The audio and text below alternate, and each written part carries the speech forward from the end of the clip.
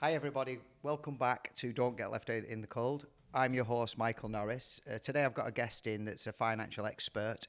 His name is Richard Jones. Welcome, Richard Jones. His company's called Pilotfish, and he's going to be giving us some useful information today.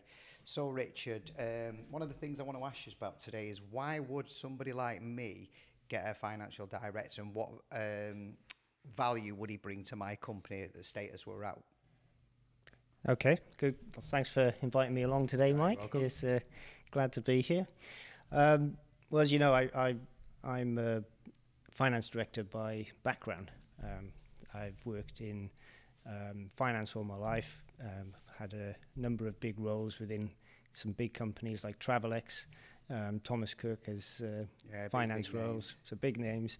Started my working life with KPMG, but I've always done sort of corporate finance. What was a KPMG? KPMG was at the time the largest accountancy firm in the world. So right. I trained with them. So you get some good training, do some audit, and you do. Well, I actually specialised in acquisitions and mergers and structural work. So is that for like people that don't understand it out there? Is that like somebody wants to buy a company or sell a company? Yeah, I'd advise them on that. Got it. Yeah.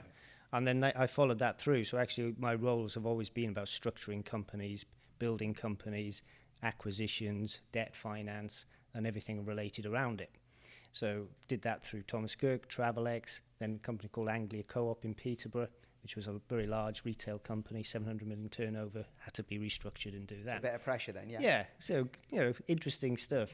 And I've been running Pilotfish for 12 years, which focuses on the SME market, helping businesses to grow, whether that's through providing advice as a sort of part-time finance director or raising finance. And I raise finance for businesses and property developers along the line. So coming back to, I've got that experience and see a lot of the time, to answer your question, businesses of your size struggling along without good financial steer. Yeah, because we're in the forest, aren't we?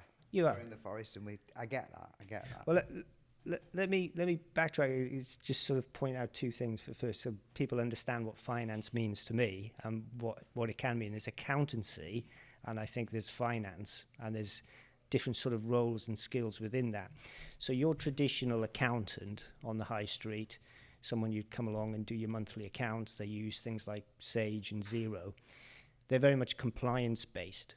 So they're there to make sure that your accounting records every month are correct. You've posted your invoices, you've posted your VAT returns, you do your annual tax returns, you do your annual accounts.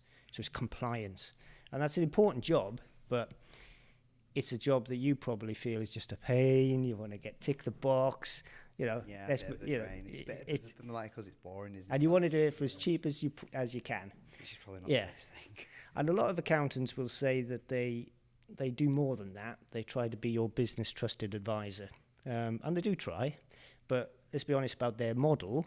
Their model is one of getting lots of clients churned through compliance as cheap as possible. So they're not really going to have that opportunity to spend time with you, understand the business, your plans.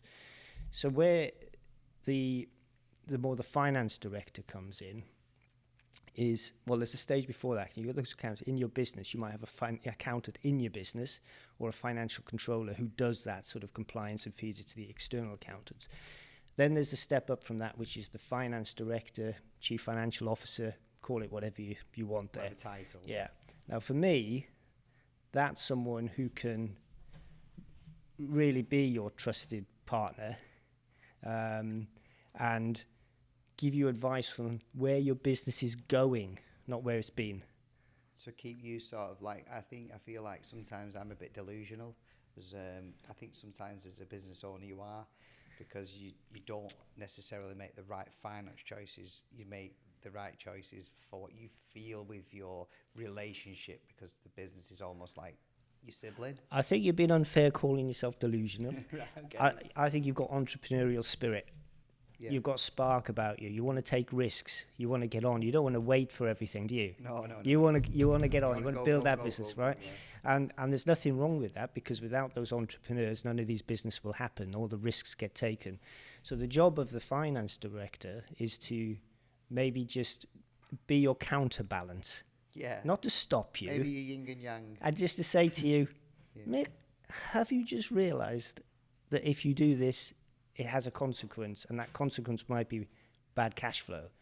Could be something else. It could be that it puts too much risk on your business.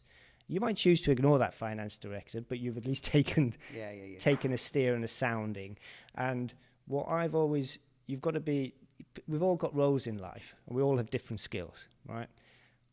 Very rarely do you find a finance director or CFO who's a very good CEO. Got you. Right?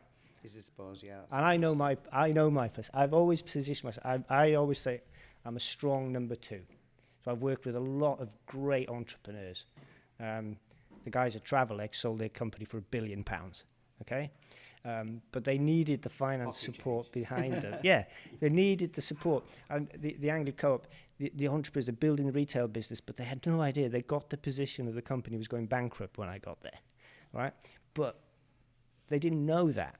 They were just busy selling. Yeah.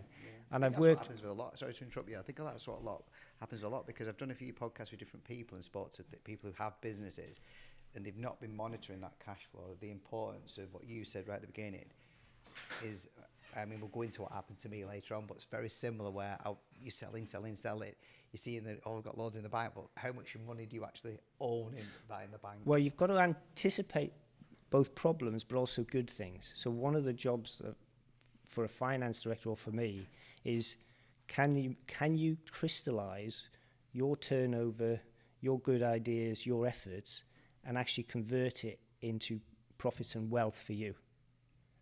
Because that sometimes doesn't happen. Is that where they get the phrase "busy fool"? Busy fool. Yeah. So I'm convinced 9 times out of 10, if I'm working with people, if you've got the turnover, we can do something to make it work and become, and therefore that converts into wealth.